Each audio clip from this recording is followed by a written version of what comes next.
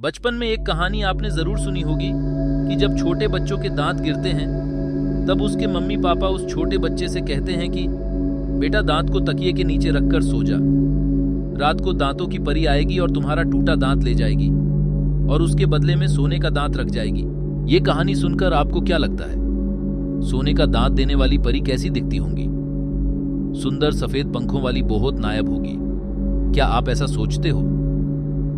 अगर आपका जवाब हाँ है तो मुझे माफ करना दोस्त, क्योंकि इसका जवाब शायद आपको कई दिनों तक नींद ना आने दे। दांतों की परी को देखने का मतलब अपनी जिंदगी से हाथ धो बैठना। जिसने भी उसे देखा वो फिर कुछ भी देखने के लायक नहीं रहा। या तो वो पागल हो गया या फिर अपनी जिंदगी से हाथ धो बैठा। कहानी शुरू होती है एक परिवार से जिसमें एक पिता, एक माँ और एक बेटा होता है। पिता का नाम साहिल, माँ का नाम रेशमा और उनके 8 साल के बेटे का नाम सलीम था। रात के शायद 9 बजने वाले थे। रेशमा सलीम को ब्रश करा रही थी, तभी सलीम का दांत टूट जाता है। अपना टूटा दांत देखकर नन्हा सलीम रोने लगता है। सलीम को चुप कराने के लिए रेशमा सलीम को एक कहानी सुनाती है। जब छोटे बच्चों के दांत टूट जाते हैं तो उस टूटे दांत को तकिए के नीचे रखकर सो जाना चाहिए ताकि दांतों की परी आ सके।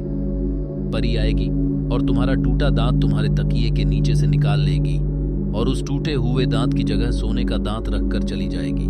सलीम ने कहा, क्या ये सच है?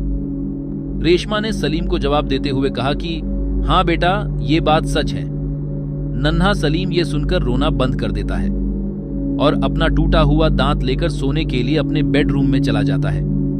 सलीम अपना टूटा हुआ दांत अपने तकिए के नीचे रखता है और कमरे की लाइट बंद करके बेड पर अपने हाथ में एक टॉर्च लेकर सो जाता है। वो बहुत देर तक इंतजार करता है पर कोई हलचल नहीं हो रही थी। अचानक से सलीम को कमरे में कुछ हलचल होती हुई सुनाई दी। सलीम ने अपनी टॉर्च शुरू की। तभी टॉर्च की रोशनी में सलीम को एक भयानक चेहरा नजर आया। सलीम चीखने लगा। सलीम की चीखने की आवाज सुनकर रेशमा तुरंत दरवाजा खोलकर सलीम के कमरे में आ गई। कमरे में अभी भी अंधेरा था। सलीम के हाथ में जो टॉर्च थी बस उसकी रोशनी रूम में आ रही थी।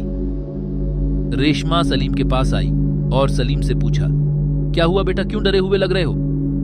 सलीम ने जवाब देते हुए कहा, कमरे में कोई है, उसने मुझ पर हमला किया। रेशमा ने सलीम से कहा, तुम्हें सपना आया होगा बेटा। इतना बोलकर रेशमा ने सलीम के माथे पर हाथ फेरा। तभी रेशमा को सलीम के चेहरे पर नाखूनों के निशान दिखे।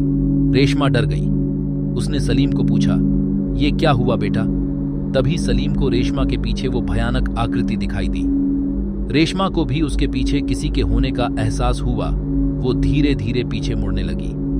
सलीम ने उसे मना किया कि पीछे मत देखना। रेशमा ने बिना कुछ सुने पीछे देख लिया। वहां उसे वो भयानक आकृति अपनी ओर बढ़ती दिखाई दी।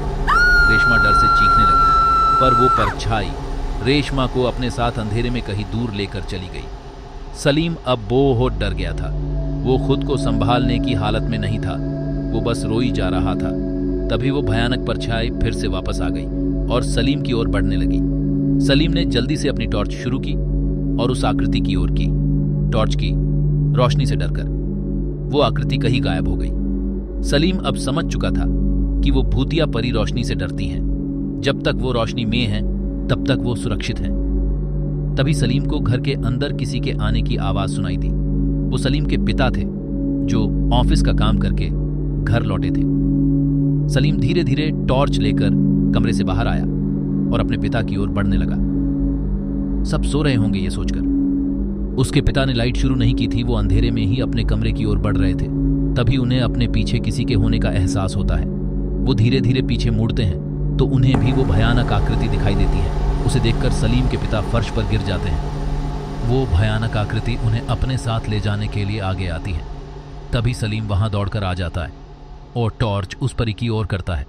टॉर्च की लाइट उस पर पड़ते ही वो परी फिर अंधेरे में कहीं गुम हो जाती है।